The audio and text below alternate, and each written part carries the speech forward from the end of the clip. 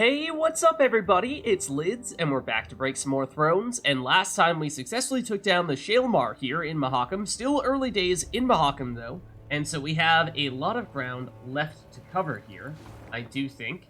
So next on the agenda, I imagine it's going to be quite a while before we actually end up to this next main quest location, so probably seeing what's going on here in what is maybe some kind of town, or at least perhaps mining establishment.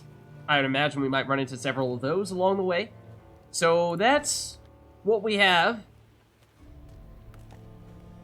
Or at least what I expect we might have in the near future. So let's venture onward. And did we nab this fast travel spot? We must have, right? We must have. Okay, let's carry on then. New territory now. Okay, still trying to keep a close eye out for how many resources we're getting whenever we pick up some of that loot. People here as well, on what appears to be the outskirts of this town. Yeah, okay. This is the entrance. This almost looks like a shrine. So much so that I'm not sure, maybe shrines just look different in Mahakam, but perhaps not. Okay, what is your deal? Dwarves are demanding a pretty sum, but their steel's worthy of any crown. Okay. No offense meant, but Rivian blades don't hold a candle to their Mahakaman cousins. First of all, excuse you? You're speaking to the Queen of Rivia? Thank you very much. Lyria and Rivia, but also on the other hand, I mean, fair. That's probably to be expected. Their elders just a tad eccentric. Yeah, that's certainly what we seem to have come to experience firsthand. No offense meant, the Rivian blades don't hold a candle to their Mahakaman cousins. So now the question is this town in working order, or is it overrun by monsters or something like that? Because we unfortunately certainly seen it happen many times before. Let's see. This will give us some more information about what we might expect in the near future. Point of interest here, here, and here. Puzzle right next to us, some additional loot and more puzzles. So certainly a lot of stuff going on in this general area. Why don't we loot and see what else we can identify before we pursue any of those puzzles directly. Because here is some more loot. But it does look pretty sparsely populated. Ooh, what is this? How is it possible? Madness. Pure madness. Everywhere looks exactly the same. How am I supposed to remember? So many corridors, shafts, and chambers. Have to keep moving. And then what? I don't remember. Treasure? But what kind? Yeah, so definitely the letter of a miner, referring to, well, trying to navigate through all those minor tunnels, and I don't know, I guess I don't have a great sense as to how exactly one keeps track of all that stuff. I suppose nowadays, perhaps in modern times, it's not that big of a deal, but with technology, you can have electronics help you. Also, that was 5 wood. I'm offended. Excuse me? That's nothing. That's also 5 wood, but at least you gave us gold as well. This also looks like a place where you would hide a secret chest. But I have been known to say that a lot. Okay, that looks to be all the loot in the area. So now it's a question of puzzle in door number 1 or puzzle in door number 2. I don't know if we have any reason to choose one over the other, so I suppose we'll take this one first. And we shall see what this is all about. Just looks like the entrance to a mine tunnel. The depths of... of Myria? No, that can't be a coincidence. That absolutely cannot be a coincidence, can it? Surely this is a Lord of the Rings reference, right? Mahakam is not unlike an iceberg. What's visible on the surface is but a tiny fraction of the whole. I suppose that makes sense. It did look, I think as I was just saying, very sparsely populated, but then again, if everyone is in mine tunnels underground, then perhaps there are a lot more people and there's, in general, a lot more development here than we might have otherwise thought. So, in order to truly grasp the enormity of the Dwarven realm, one must venture beneath the earth, traverse miles-long passages, peer into chasms that seem to stretch into eternity. Before long, foreigners can begin to lose all sense of time and space. The mine shafts appear identical, one after another, as if reflected in a mirror fashioned from mountain crystal. Okay. So it is a puzzle, with special rules to shorten battles to just one round, and a custom deck. I'm a little confused as to why using our leader ability is one of...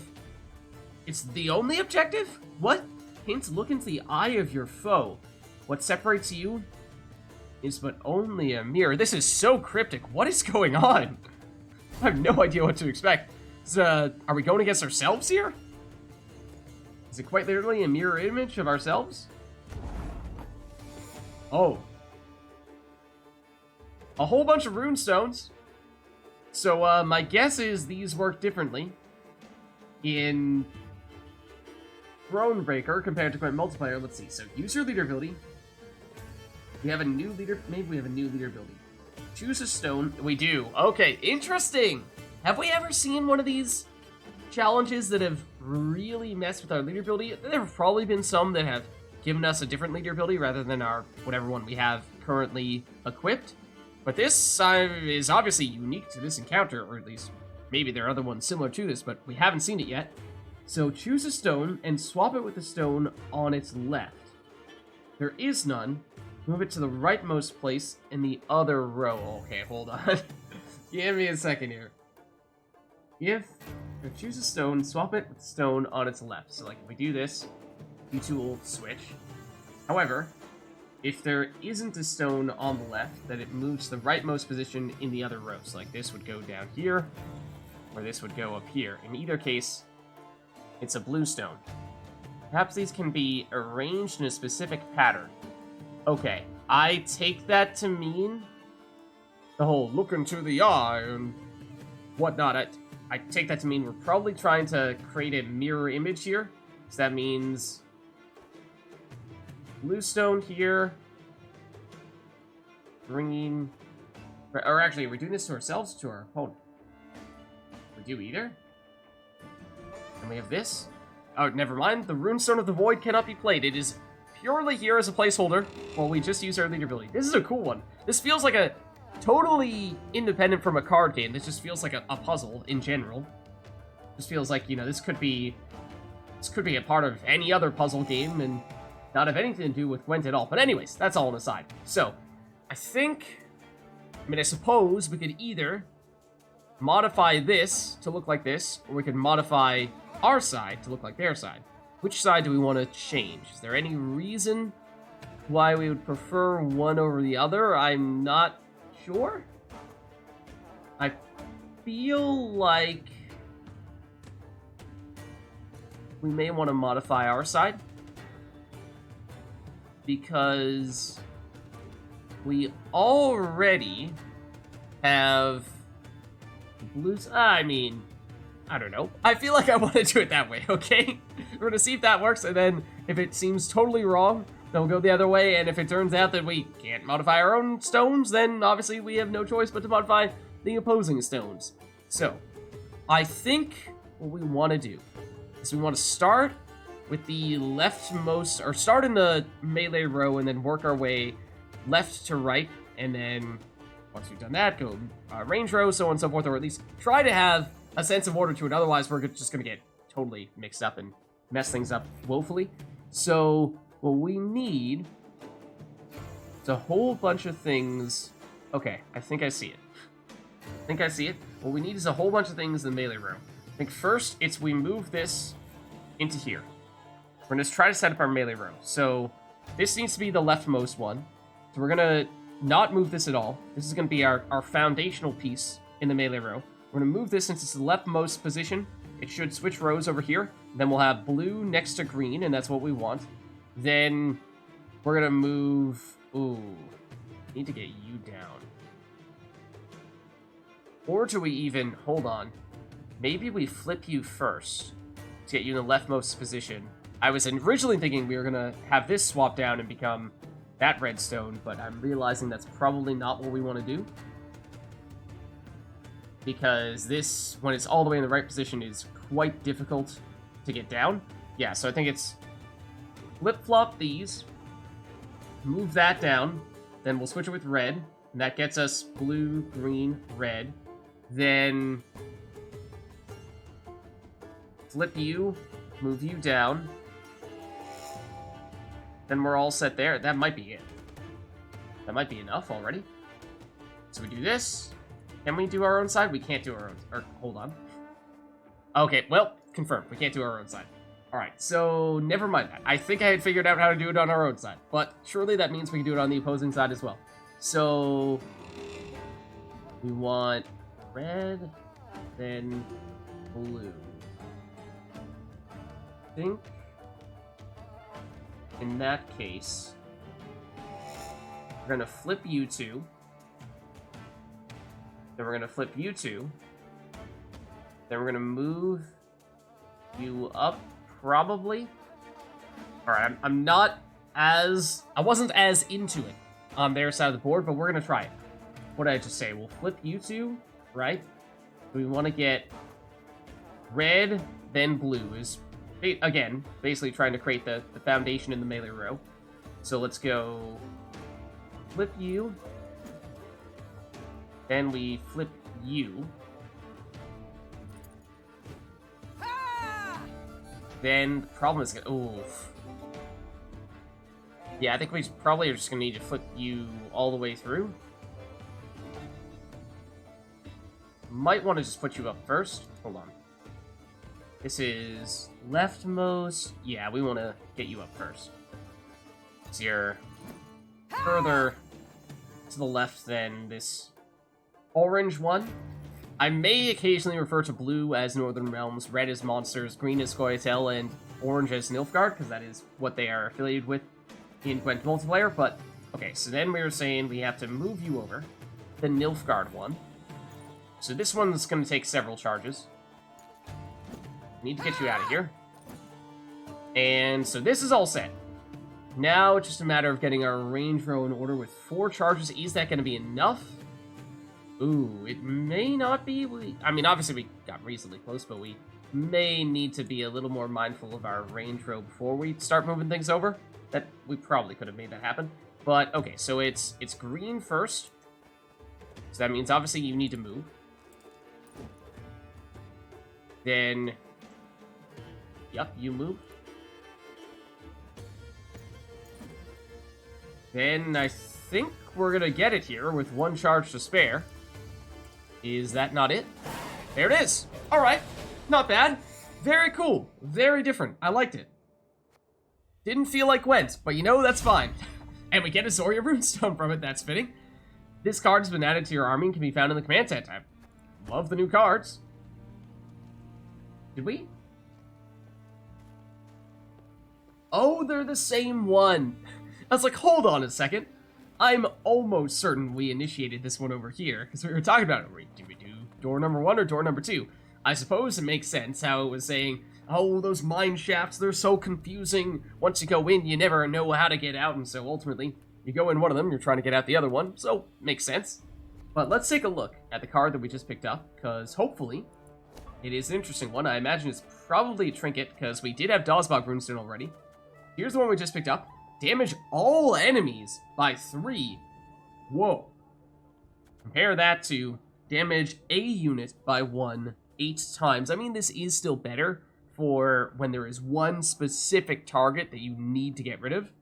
But in terms of the maximum possible damage, there's what? 9 spots in each row. So that's 18 rows. Times 3 is what? 30, 24, 54? Don't quote me on that.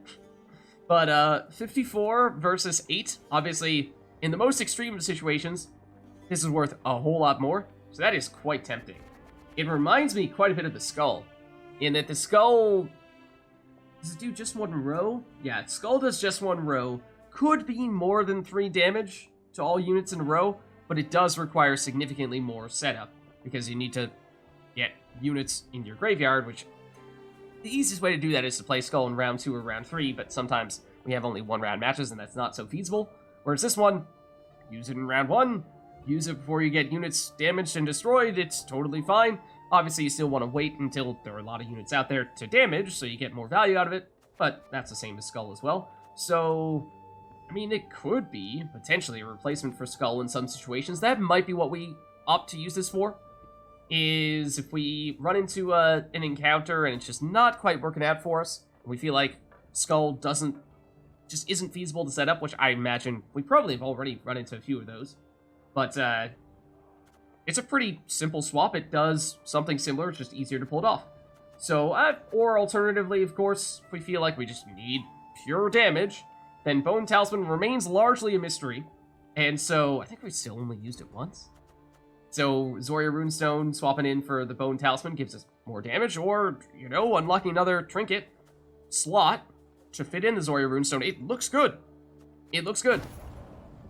I look forward to maybe not using it immediately, because Skull is still relatively new, and Skull would be more damage, at least on a specific row, for certain. But, I think, again, it's going to be situational, which one we prefer. Which one is more fitting. Okay, so across the bridge we go. I think we've done everything in that other section. We have. Okay, so here's a point of interest, which looks like it's this dude right here, who appears to be having a coughing fit, so that's not a good sign. Let's see, Your Majesty, a human traveler. He's offered to sell us a treasure map. Says he sought it out once, but got caught in a blizzard and now fears a return to the mountains. Yet he swears by the gods, should we follow it exactly, we shall uncover untold riches. It costs 50 gold, which is basically nothing. We could seize the map and reduce our morale. I mean, if we had shrines to pray to, then maybe there isn't a huge downside to this. It once again feels like the kind of thing that some of our teammates might look down upon, but, I mean, mostly if we had EX still, which obviously we don't. I mean, this is not a huge price, so I think we take it, especially because if we don't get the map, we won't be able to find this treasure chest. Okay. Entrance to a mine that's sort of mine track. There's a gap in it, seemingly. Or maybe the X kind of just has a little blank spot around it, even though there is truly still the track continuing there. A little hut to the side as well. Let's see if we can... There's a very real chance that we just have not yet been to this location. But that reminds me, or at least that would seem like the kind of thing we were just looking at. Mine shaft and little house to the side, and it's the right direction. So that could be our spot. I mean, I don't know if we want to head straight over there right now just to confirm or deny that, but actually, how do we get over there?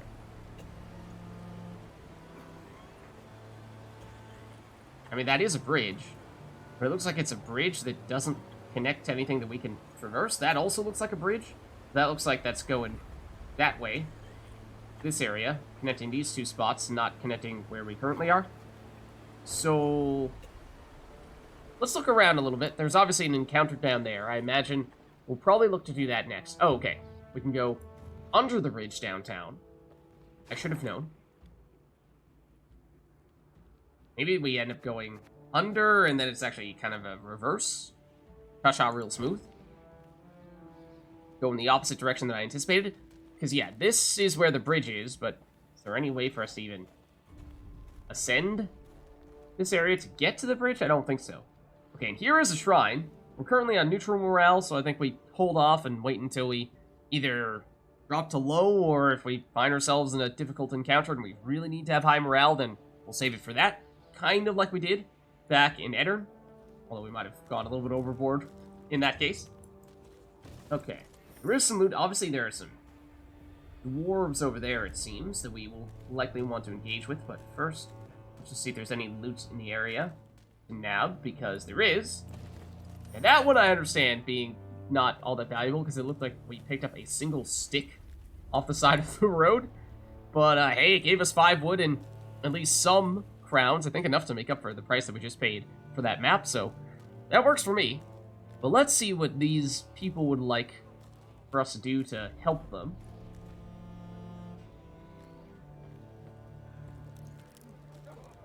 Looks like not a mining area, but an actual housing area, perhaps?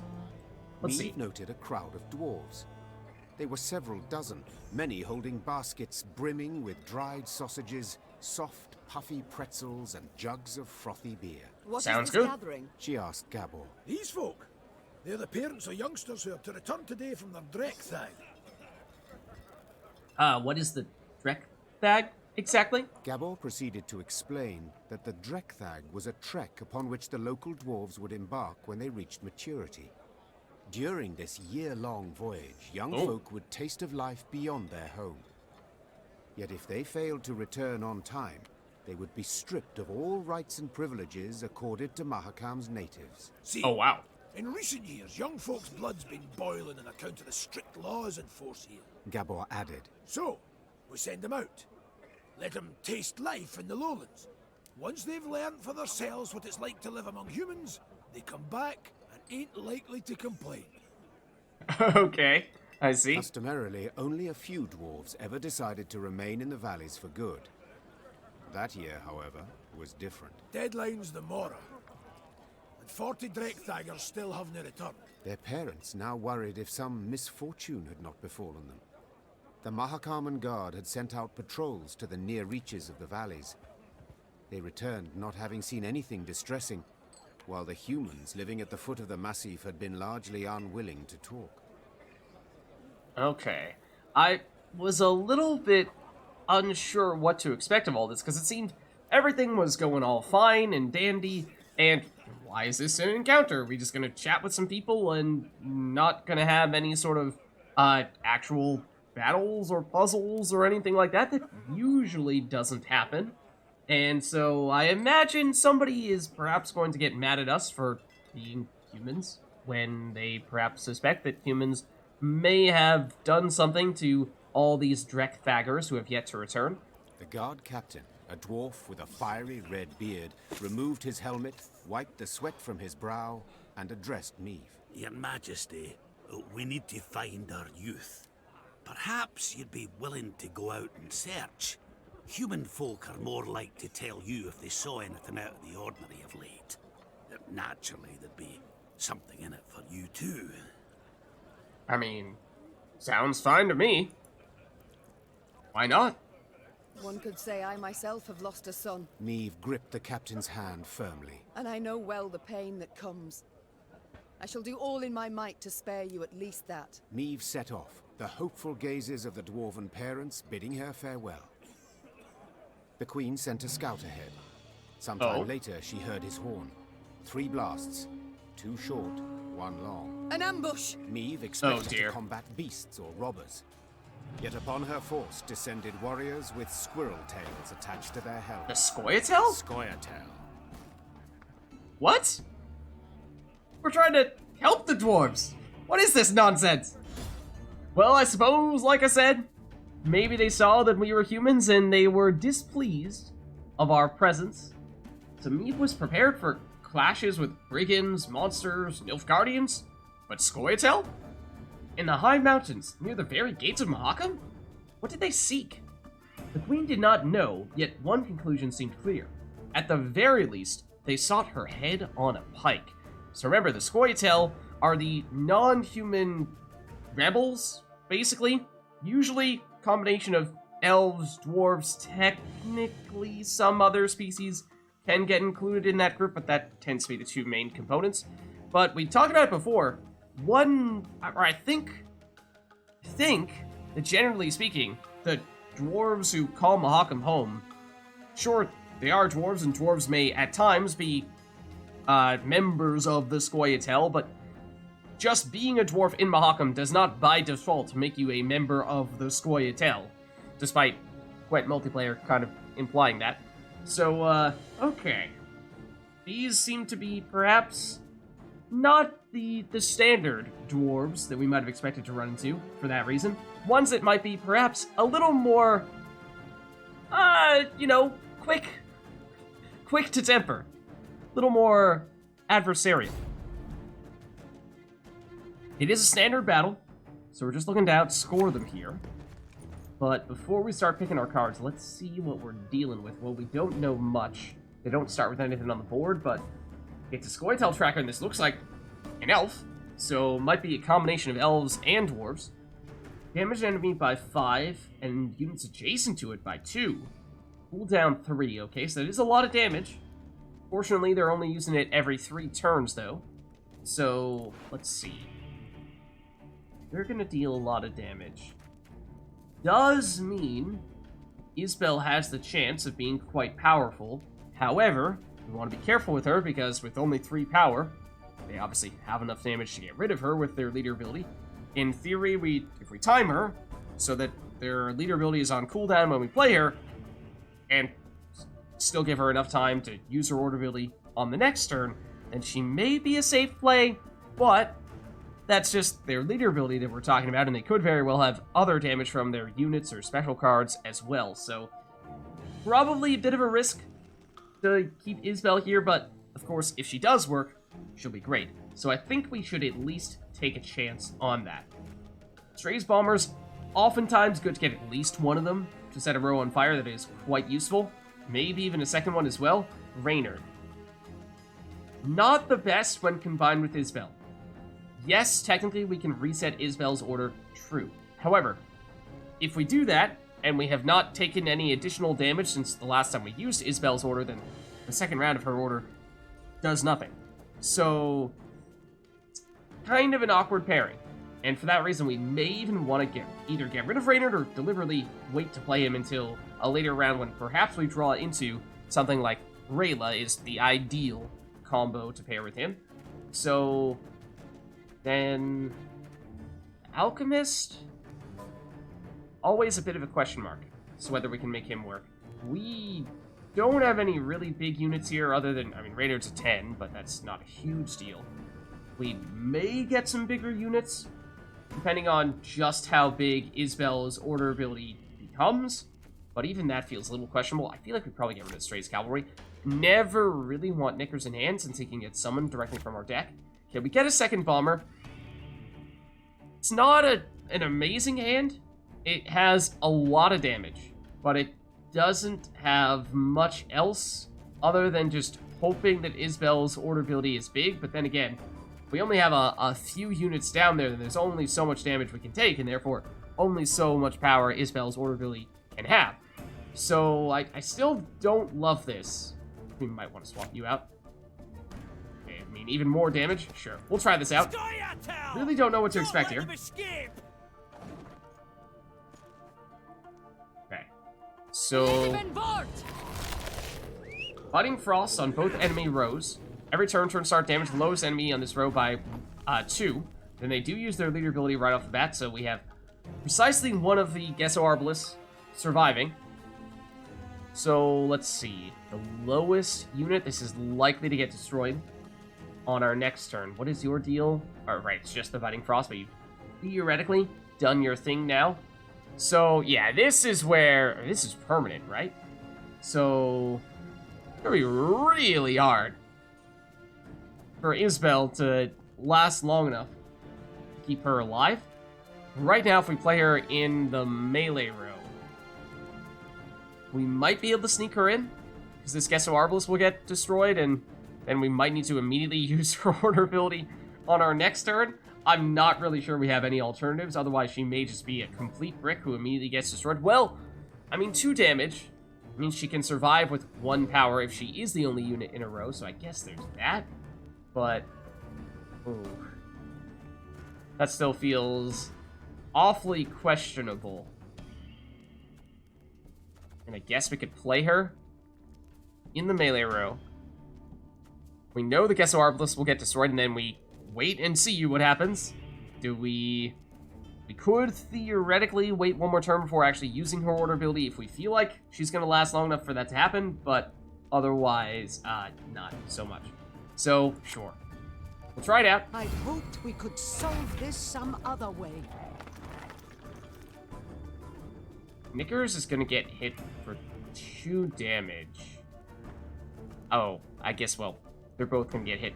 We're gonna get hit in both rows by the Biting Frost. I was gonna say, like, maybe there's a way in which Knickers kind of makes it so that he's taking the damage rather than Isbell, but no. Whenever there are row effects in play, you want to be playing as many cards as possible in the same row, because otherwise, in this case, they're getting the row effects triggering in 2 instances, whereas if everyone's in the same row, just triggering once. But we'll use our lead ability, and that means we get at least 2 extra damage from this Arbalest, so we got some value out of it, and even the one that went down did power up Isbell's order ability, so hey, that's something. Even if this guy is not long for this world. Right! Come on! Okay, every turn start boost self by 1 if Biting Frost is Color of plague. They blight all they touch. on an enemy row. Okay, so we, of course, would like to set Rose on fire as quickly as possible. We played Isbell first, because otherwise she probably would have died almost immediately. So they are not going to be able to use their leader ability on their next turn. Which means we may be able to use a bomber, set a row on fire, and then wait to use Isbell's order until our next turn? Possibly. We're feeling bold. We don't think they're going to have any other damaging units, which, who knows. So we can either set the range or the melee row on fire. The range row card right now has already done its thing. It triggered all that frost. You are going to continue to get boosted, right? Does that happen every turn where you get boosted by 5? Hold on.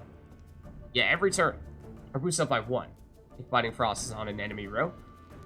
And you have the resilience as well, which means you're going to carry over from one round into the next. That is perhaps the scariest part. So, for that reason, I think we prioritize trying to get review. Obviously, the armor does complicate things a bit, because that means it's going to be harder to actually deal damage through that armor. This is the question. Do they have damage? They don't. Hankering for Gwent. So, it means that, fortunately, we are able to use Isbell here. And we have a slightly stronger, actually reasonably stronger, order ability on her. So, hey, I mean, at least we got 14 points of value out of it. That's a lot more than it looked like we might have had when we first saw things. So, my question now is, well, do we have any way of saving Knickers? I'm not sure that we do. Knickers is pretty much always going to be the lowest card here, right, in this row, even if we play another card in that range row. So, sorry, Knickers, but I think we're just going to have to, in that case, load up in the melee row with another bomber. I mean, I say that. Hold on. If we use Isbell, we could get more boosts on Knickers, and he has resilience. So it would be kind of nice, for that reason, to have Knickers stay alive. So, tell you what, let's use Isbell first before we play this Stray Slinger, because, or rather, this Stray's Bomber, because that way there's a higher probability of Knickers getting additional boosts. Okay, so at 8 power, Knickers will survive. And now that is fundamentally a different situation, because we could play a Bomber in this range row. The Bomber would be the lower card, and therefore the Bomber would be the one that gets hit by the Biting Frost, so Knickers stays alive. I think we want that. I do think we want that. We know Isbell is going to die, no matter what. And again, what I was saying before about trying to stack as many cards in one row as possible, we kind of, when Knickers came into the range row, that was never going to work, unfortunately. After that, we could get rid of that Elven Scout with Scepter of Storms. I would kind of like if the Fire handled it for us. None shall tread on us. Ooh. Well, I don't like that.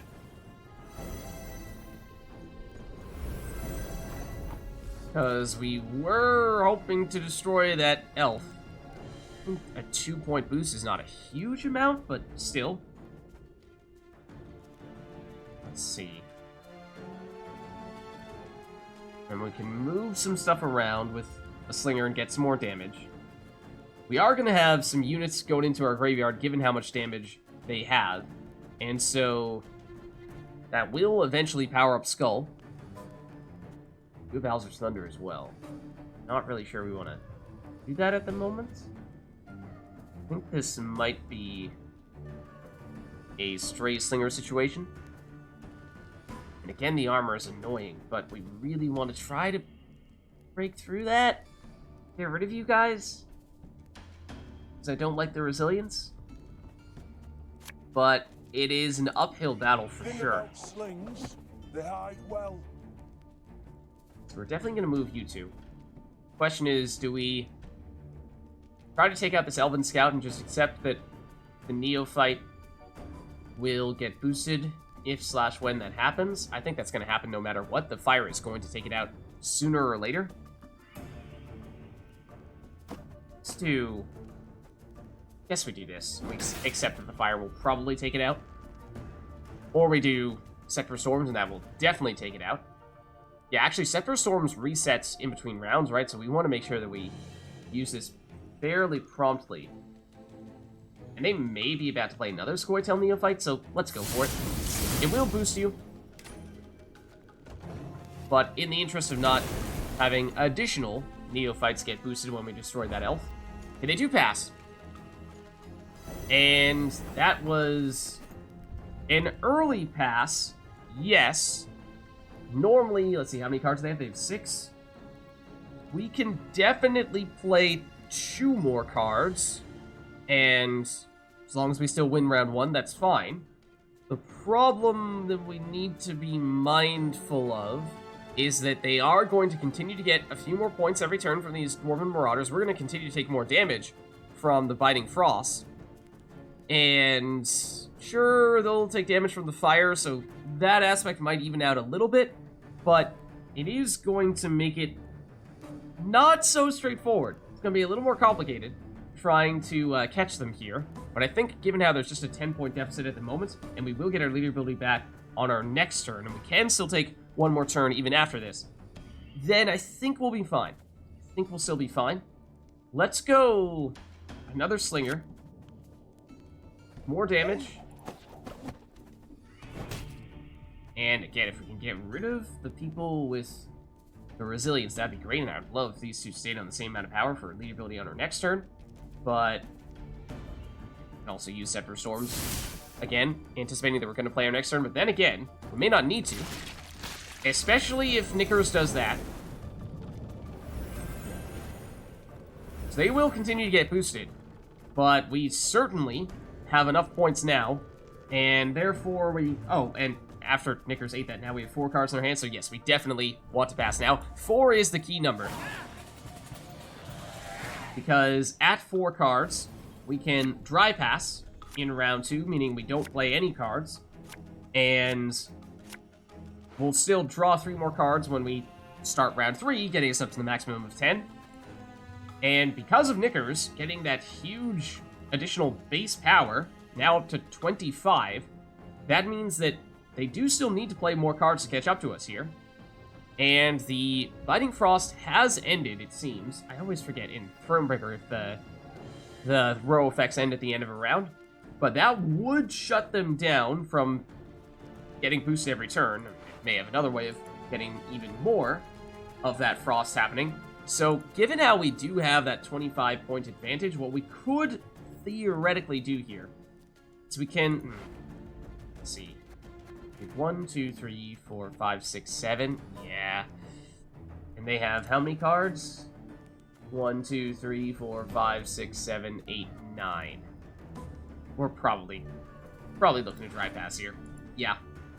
Probably not looking to play anything. What we could have considered doing was trading a card and say, throwing out a Stray's Cavalry, and, you know, this is one of, if not our weakest card, and if they end up playing one of their best cards, then we lost one of our weakest cards, they lost one of their best cards. It's a trade that we're happy to make.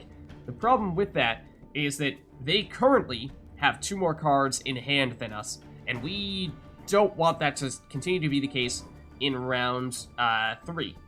And if we dry pass right now, their extra cards aren't going to matter because they can't exceed 10 cards anyway. So let's just try swapping you out. Still not 100% sure how I feel about the Alchemist, but let's leave it at this for the moment. And the plan, I think, is still not to play anything here. And because Knickers consumed that card, we have more power than them, so they do need to play something. At least one thing to catch up to us.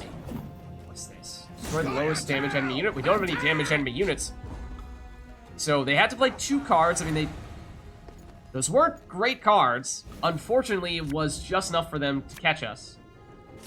So if they had to play 1 more card, that would have been really significant, because they would have been at 9 cards compared to our 10 in this round, which would have been amazing. Let's see, we do draw into Rayla, which does work really well with Reynard, so that's great. Gabor is another great card, but I do always have to remind myself, damage unit by 10 if it was destroyed, deal any remaining damage to another unit, or play 1 trinket from our deck, which, I mean, we have all of our trinkets in our hand right now, so that's not really a thing. Did we use some of our trinkets already? Oh, Knickers 8, Bone Talisman, right. Okay. Double Alchemist? That makes me a little uneasy. But I don't love the Cavalry either. I mean, we can only swap out 1 more card, but we'll give it a shot. And we're getting another Cavalry. Suppose we didn't have too many cards left in our deck, so we might have only had 1 choice anyway. And not so surprising to see that once again they're starting off with the Biting Frost. So, I mean, this card is not all that important to get rid of because it's already done its thing. We would probably like to, as we were saying before, load up in 1 row, which is actually possible to do now that we know where Knickers is going to be. We might still want to get rid of you quickly in case they're going to play any other Scoia'tael Neophytes. That would make it so those don't get boosted. But I think, technically speaking, Stray's Cavalry would be the play. The earlier we go for this, the more damage this will be. The Cavalry is likely to get destroyed, however, from the Biting Frost somewhat quickly, so not that much we can do to prevent that from happening. Leader ability, of course, gives us some extra damage, and those Scepter Storms just to try to get you down as quickly as possible.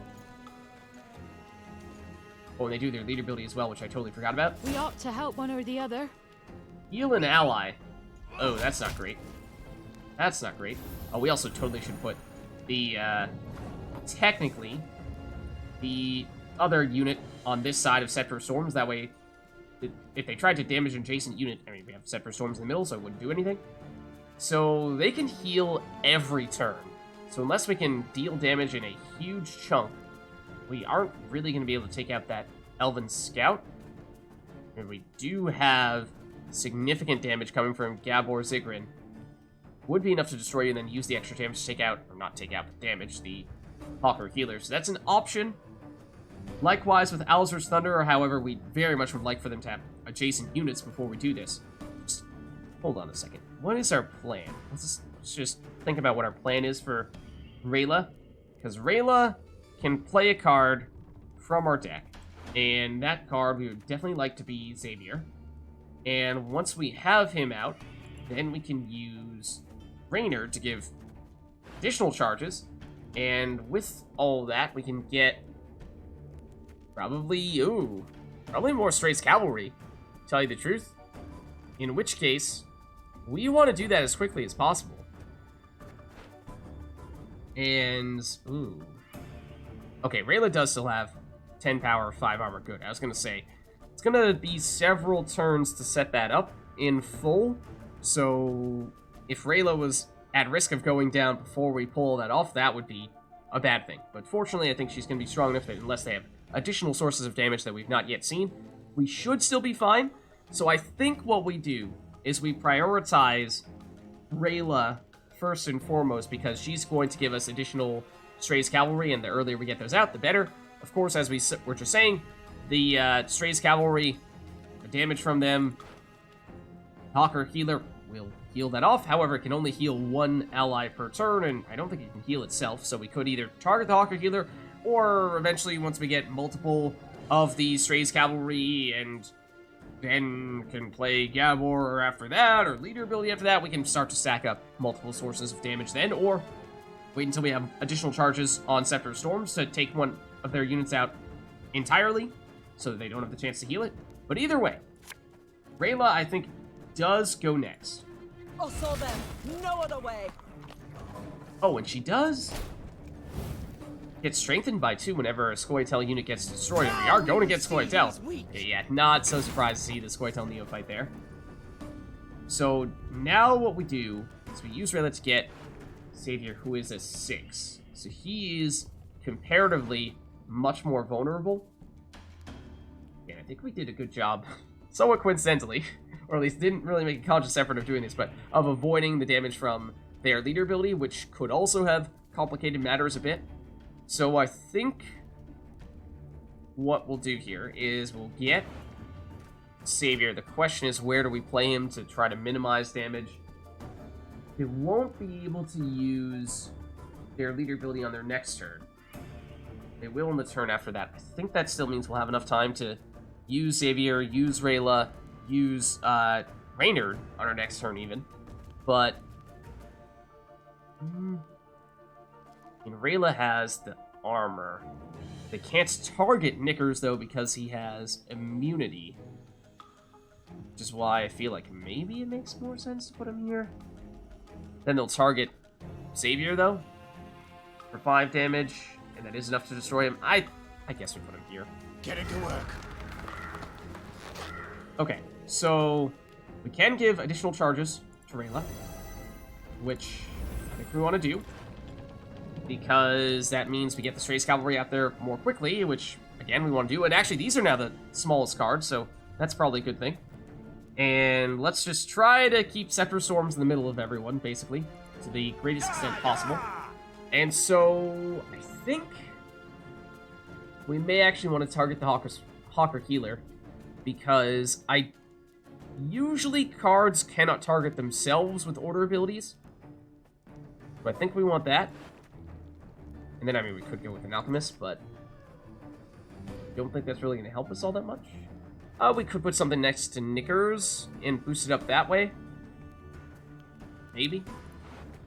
Still think we're probably going Strays Cavalry, though.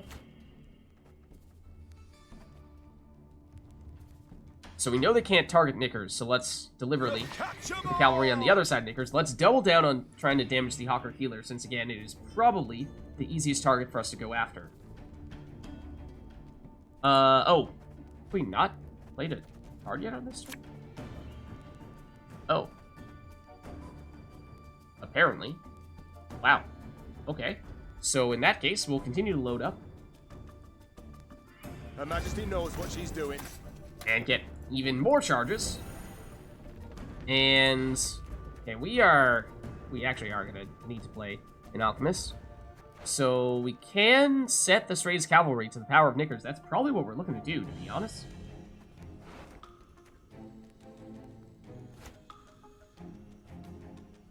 Because we can't target ourselves, once again. So let's do If anyone asks, that. You've not Gets seen you me. up plus 14. And Rayla for a Slinger. And here we'll go and move everything. And that is everything from our deck. And I mean, we could use Scepter Storms to, yeah, deal 4 damage to you, and that means the damage from the Strays Cavalry will take you out, which again means this will get boosted, but they might have more Scoia'tael Neva fights that they're planning to play, and so we'd like to get this down as quickly as possible. Same with the Hawker Healer.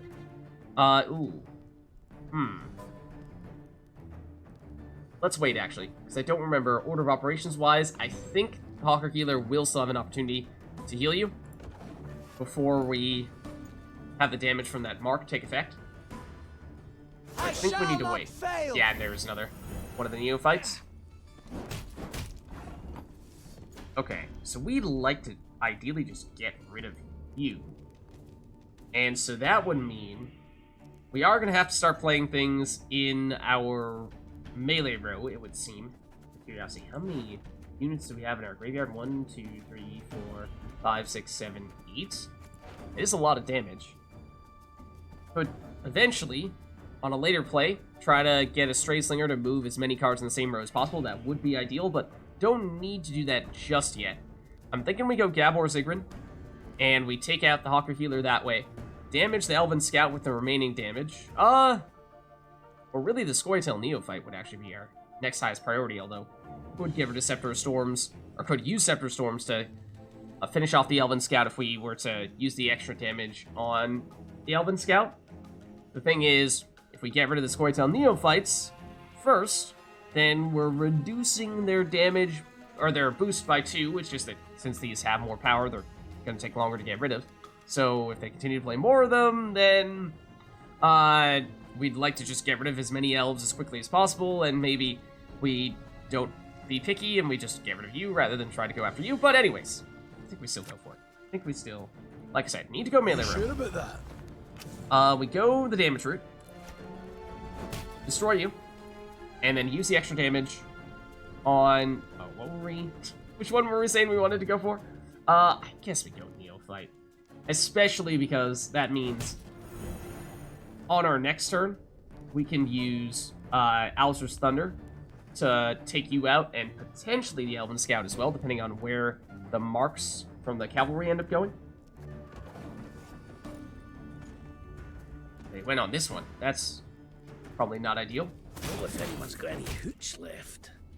Damage up to 2 enemies by 3. I didn't catch who they destroyed. We did lose one of the cavalry to the Biting Frost, which was going to happen eventually, of course. But Alzur's Thunder is 10 and 5. Not quite enough to take out either of you, unfortunately. But we could move some people around. Obviously, it has a maximum of 3 targets. And right now, we aren't hitting 3 targets with it. So the movements from the Stray Slinger could be a little bit helpful. We do have another Alchemist. I don't have a great option for this right now. This is a +6. I don't think we're going to get much better than that. Unless we continue to take out more Scoia'tael units. And this is currently also a +6. I guess that could potentially get a little bit higher. So maybe we do wait on the Alchemist a little bit longer. In which case, yeah, I guess it's Stray Slinger. And once again, we can go in the range row. And we're basically, at this point, just sacrificing Gabor. Sorry, Gabor. Let's try not to put anything else on this side of Knickers, just to decrease the likelihood of them targeting Knickers, since that could be a good target for us to base our Alchemist off of. So let's go for the Elves. And at this rate, Scepter of Storms would outright take you out. And the leftover damage would start applying to the Dwarven Mercenary. Ideally, we would get rid of this Neophyte first. But it is going to take some targeted damage to make that happen, and we might be able to make that work with Alzur's Thunder. Oh.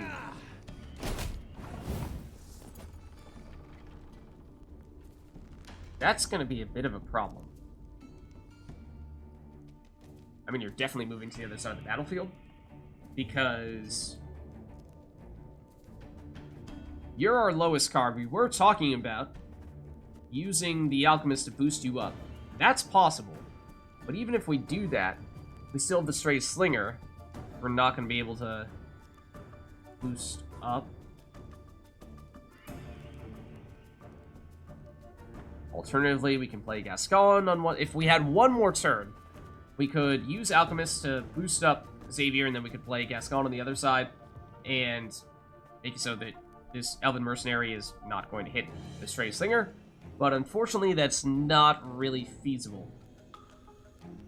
So, alas. But unless... Hold on. There is a Galaxy Brain approach, which probably is not worth it.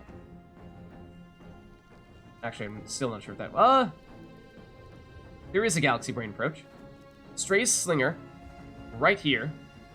Move you, you, and you. And I think that would make it so that there's only the Elven Mercenary in this melee row, or Scepter Storms is in between the Slinger and the Mercenary, so it doesn't actually hit anything. But that may not be worth that whole ordeal. Also, we were talking about trying to get an ideal target for Alchemist, but Gascon actually would be best. So I think what we do here is we go with what was originally going to be my plan. That being, we target you with Alzur's Thunder. That makes you the lowest card. That means we can then use Separate Storms to finish you off. And that way we get slightly less boosts on their side when we destroy elves, which is what we're trying to minimize. And we do still have leader building. And that's, we're just going to have to go for one card, I think, and have to settle for that. Don't really think there's any way for us to double down, or at least no feasible, no decent way to get multiple cards on the same amount of power. Unless we're going to damage the Elven Mercenary with our leader ability. The thought did occur to Alzur's Thunder the Elven Mercenary. No, it's not worth it. It's going to take out these guys anyway. So, yeah, I think it's still... It's that. Then it's this. It does make Rayla stronger, which means if you weren't about to get destroyed, Alchemist to power up Black Rayla would potentially, or rather, Alchemist to power up Savior based on Black Rayla's power would be slightly better, but Gascon's probably still the best option there. So then leader ability here. And they have few enough units that even when this does do its thing, not terribly concerned. There it is. Of course, Savior's also already done his thing. Did we destroy another Scoia'tael unit? Apparently. Why, Rayla went up? Oh! Rayla, hold on. Does Gabor, I guess, counts as a Scoia'tael card. I suppose if our own Scoia'tael units get destroyed, then that also does trigger it. That feels a little bit, against the point, Rayla. Okay, so now what we should do is... and go with Slinger. Ideally, we'd use that to get as many cards in the same row as possible, which we can't quite do at this point in time. So we could go with a proactive Gascon. We don't yet need to play him, but we could do that. In which case, play him next to our smallest unit, which is, yes, the Straight Slinger, but next lowest would be Reynard, and since Rayla may still get a little bit stronger, let's have this be our plan B. I'm deliberately waiting for them to play another unit to make it so that the Stray Slinger is a little bit stronger. We must stick together. Okay. That's not where I wanted you to play them. Okay, so... we still can't quite get 3 units in the same row, can we? I think we're still probably going to do this. Bigger they are, easier they are to target. And I guess go for the smallest ones? Or the ones that don't have armor? To the extent possible. Alright, now at least there are 3 units here, which is something. Making Skull a little more effective. And you would damage the Elven Mercenary, which is not a terrible idea, but once again, maybe we wait a little bit and try to get enough damage to outright destroy you. So probably looking at the Alchemist now. And at this rate, it is definitely worth doing that to power up the Stray Slinger, because that's a plus 18. But... no, we're not going to have enough damage to get rid of you and power up Rayla first. So, okay. Go this route. There's been a mistake. Plus 18. I'm no mage. And I think we'll just wait on this still. And like I said, finish with Skull. This is Elven land, Dwan. upon which your kind dies. Okay, I mean, we've already won at this point because they didn't catch us, but we can go Scepter of Storms to take you out entirely, which will boost Rayla. And then we can use Skull to banish, at this point, basically every unit in our graveyard, because why not? We don't need them anymore. Bye-bye. And we have the most units in that range row, so we'll go for that. And it's enough to destroy all of them. So we'll take the win. They're so young. No wonder they were easily manipulated. Some wise words from Isabel. As soon as the battle had come to an end, the prisoners were brought before the Queen. All, without exception, were dwarves, and all looked to be youthful dwarves. Mystery solved, muttered Meve. In fact, so they these joined the were Skoy's help. missing Drekthagers. Instead of returning home, they had enlisted with guerrillas fighting for non-human rights. But what had prompted so drastic a decision? I was impatient. Wanted badly to turn 50. I couldn't wait to see human cities. Vidsima, Tretogor, Novigrad. Said one of the dwarven prisoners while pressing a bandage to a bleeding wound. And you know the welcome that awaited me there. I was spit upon and called names. I saw ghettos, massacres. And how was I to go back to the mines after that? We must fight while we still can. Before the humans come to cut us down, we must tell the rest of ours the same. Pull all Mahakam into the fight. They called me names, so now we need to kill them all.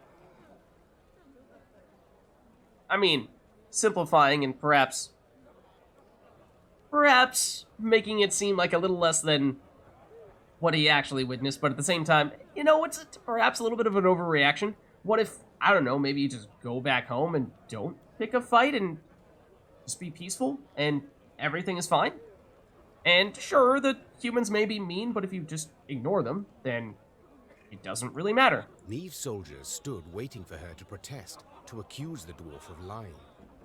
But the Queen could not pretend she did not understand why the dwarf had taken up arms. I mean, it's true. Without entering into a discussion, she ordered the prisoners taken to be tried and judged by their kin and elders.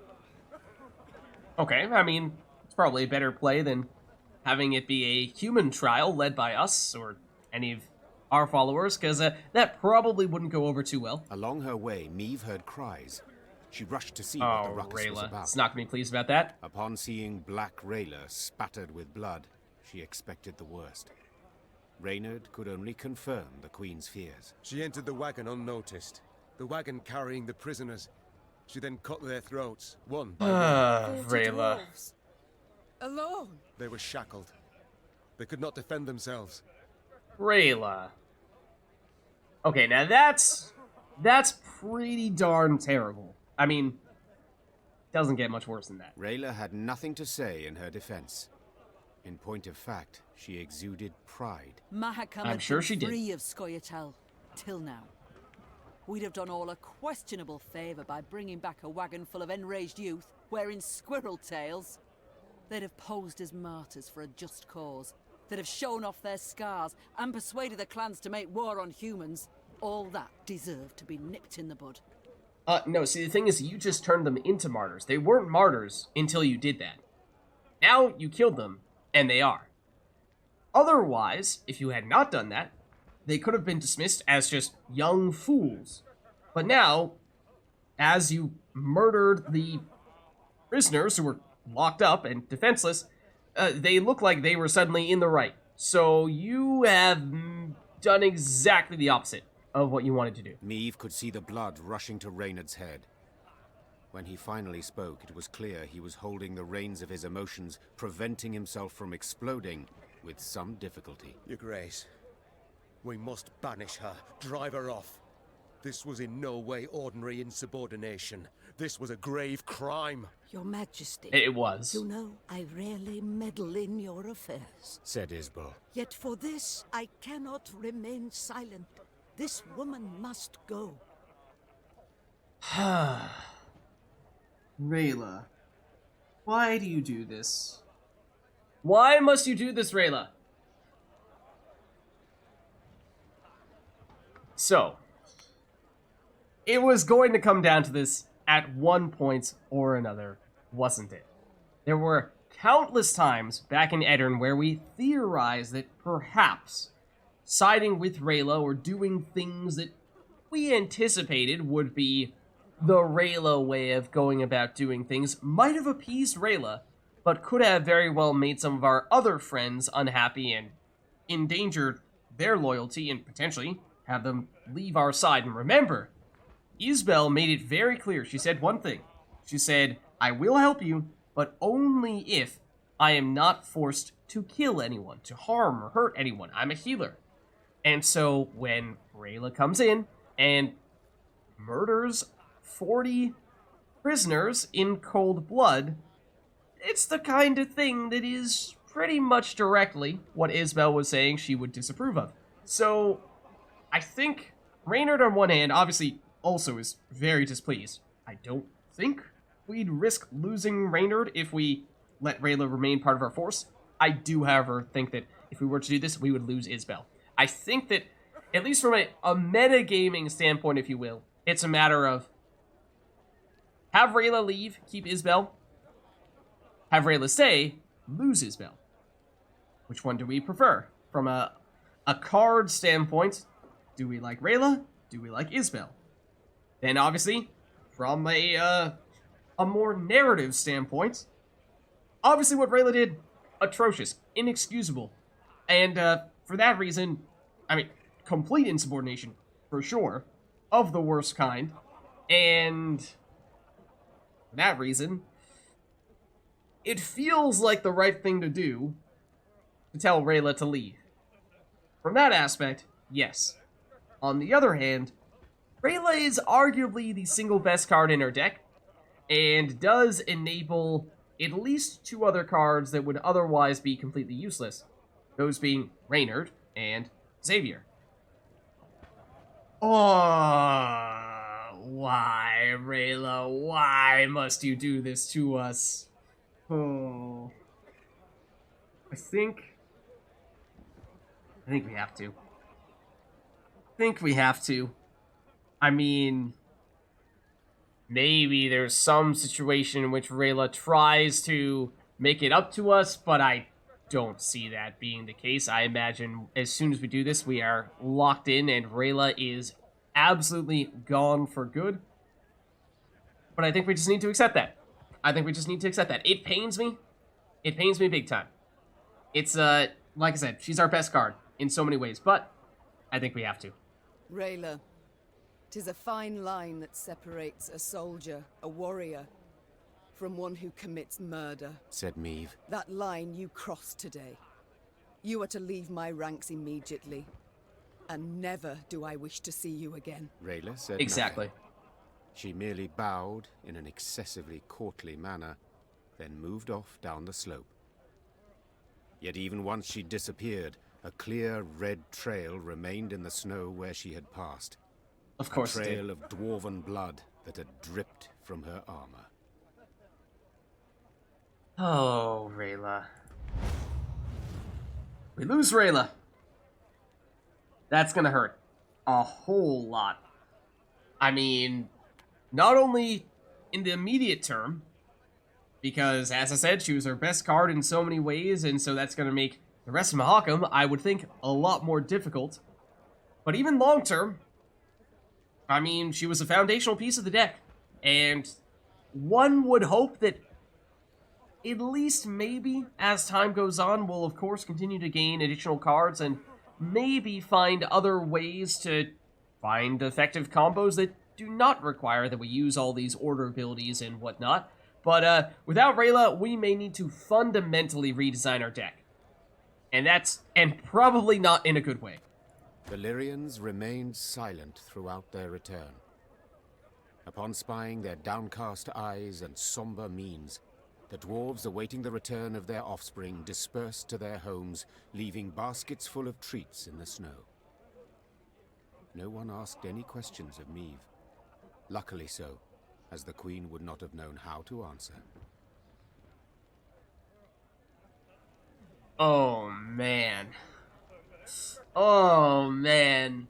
We anticipated that that moment might come at some point, but part of me felt like after we left Edirn, that maybe that risk was ever so small. Maybe we had dodged that bullet, but alas, it was not the case. So I don't want to hear anybody say, after we made that decision, that we are dictator tyrant Meve, because when it counted most, we did what we ought to have done. We took the honorable approach, even if it is going to set us back significantly in the short term, and perhaps slightly less, but still a setback in the long term as well. There is still a dwarf here that we can speak to. Didn't he find nothing? Not a trace. What could have happened? I mean, like, yeah, see, we kind of did, is the thing. Didn't he find nothing? Not a trace. What could have happened? Yeah. So, I anticipate that if we had chosen to keep Rayla, that perhaps there would have been some other consequences. You know, it's you don't get to have your lunch and eat it too, or whatever the phrase is, right? Where I expect it probably would have been Isbel, but maybe someone else, or if we had Iak, he almost certainly would have left there as well. I mean, maybe in that case, you'd be trading Rayla for 2 of your squad mates, which is perhaps a little bit more of an even, or in that case, that much easier to justify getting rid of Rayla. But, oh man, did we get a note from that? Let's see. Call to arms. Translation from Elder Speech. Neutrality means neglecting our bonds, ignoring our duties. While we sit here fiddling our thumbs, our lowland brethren are dying in pogrom after pogrom. Dwarves of Mahakam, seize arms and join the Scoia'tael. Down with Dwan. Yeah, sounds like the kind of note that those dwarves we just fought may have read and may have taken to heart. But alas, the show must go on, and so we will have to find a way to continue without Rayla. Difficult as that may be, but with that being said, this is, I suppose, as good a place for us to end here as any. So thank you all for watching. Hope you enjoyed the video, and I'll catch you next time, where hopefully we'll find a way to bounce back without our strongest card.